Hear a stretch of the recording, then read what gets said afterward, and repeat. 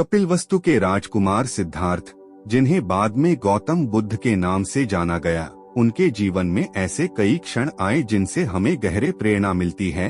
उनकी शिक्षाओं और कहानियों ने करोड़ों लोगों को प्रेरित किया है। इनमें से एक कहानी है अंगुलीमाल की, जो हमें सच्चे परिवर्तन की ताकत को समझने में मदद करती है।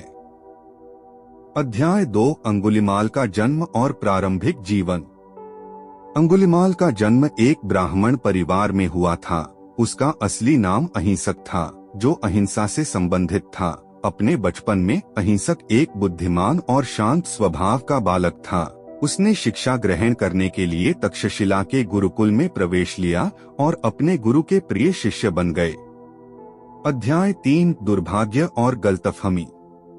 समय के साथ अहिंसक की विद्वत्ता और गुरुकुल में उसकी श्रेष्ठता ने अन्य शिष्यों में ईर्ष्या उत्पन्न की। उन शिष्यों ने मिलकर गुरु के कान भर दिए कि अहिंसक ने गुरु के परिवार को नुकसान पहुंचाने की योजना बनाई है। गुरु बिना सत्यापन के अहिंसक पर क्रोधित हो गए और उसे गुरुकुल छोड़ने का आदेश दिया। अध्याय 4, दुष्परिणाम और अपराध की ओर। अहिंसक ने गुरु की आज्ञा का पालन करते हुए उनसे यह पूछा कि वह उन्हें कैसे प्रसन्न कर सकता है। गुरु ने क्रोधित होकर उसे एक अमानवीय कार्य सौंपा। उन्होंने अहिंसक को 1000 मानव उंगलियां लाने को कहा। अहिंसक, जो अब अंगुलीमाल के नाम से जाना गया, अपने गुरु के आदेश का पालन करते हुए एक डाकू बन गया और निर्दोष लोगों की हत्याएं करने लगा। अध्याय 5, अंगुलीमाल और बुद्ध का मिलन। जब गौतम बुद्ध को अंगुलीमाल के आतंकों के बारे में पता चला, तो उन्होंने उसे सही मार्ग पर लाने का निश्चय किया। एक दिन बुद्ध अंगुलीमाल के निवास क्षेत्र में आए। अंगुलीमाल ने जब बुद्ध को देखा तो उन्हें भी मारने का इरादा किया, लेकिन जब वह बुद्ध की ओर बढ़ा तो उसे यह जानकर हैरानी हुई कि वह उनकी ओर नहीं बढ़ पा रहा है। बुद्ध शांति से खड़े रहे और अंगुलीमाल को अपनी उपस्थिति से प्रभावित किया। अध्याय 6, परिवर्तन का क्षण।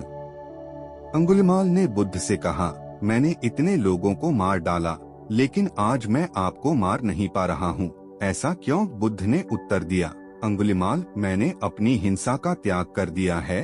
अब समय है कि तुम भी इसे छोड़ दो और सच्चाई के मार्ग पर चलो। बुद्ध के शब्दों ने अंगुलीमाल को गहरे तक प्रभावित किया और उसने बुद्ध के चरणों में अपने शस्त्र डाल दिए। अध्याय 7, नए जीवन की शुरुआत। अंगुलीमाल ने बुद्ध की शिक्षाओं को स्वीकार किया और उनके शिष्य बन गए। उन्होंने अपने पूर्व अपराधों के लिए प्रायश्चित किया और एक शांतिपूर्ण जीवन जीने का निश्चय किया। धीरे धीरे उन्होंने ध्यान और साधना के माध्यम से अपने मन को शांत किया और अंतः निर्वाण प्राप्त किया। अध्याय 8, प्रेरणा और शिक्षा। अंगुलीमाल की कहानी हमें यह सिखाती है कि किसी भी व्यक्ति के जीवन में परिवर्तन संभव है, चाहे वह कितना ही बुरा क्यों न हो। यह कहानी हमें यह भी बताती है कि सच्चा साहस और शक्ति अपने भीतर की हिंसा को छोड़ने और शांति के मार्ग पर चलने में है। बुद्ध के मार्गदर्शन में अंगुलीमाल ने यह सिद्ध किया कि सच्ची शक्ति क्षमा और अहिंसा में है।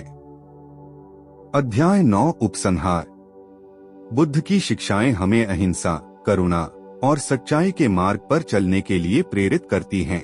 अंगुलीमाल की कहानी हमें यह दिखाती है कि प्रत्येक व्यक्ति के भीतर परिवर्तन की क्षमता होती है और सच्ची शांति और संतुष्टि हमारे भीतर ही निहित होती है।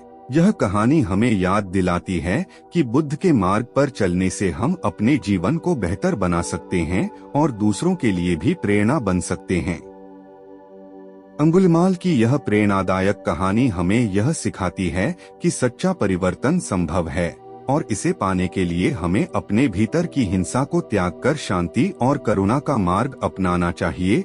यह संदेश आज भी उतना ही महत्वपूर्ण है जितना उस समय था जब बुद्ध ने इसे सिखाया था।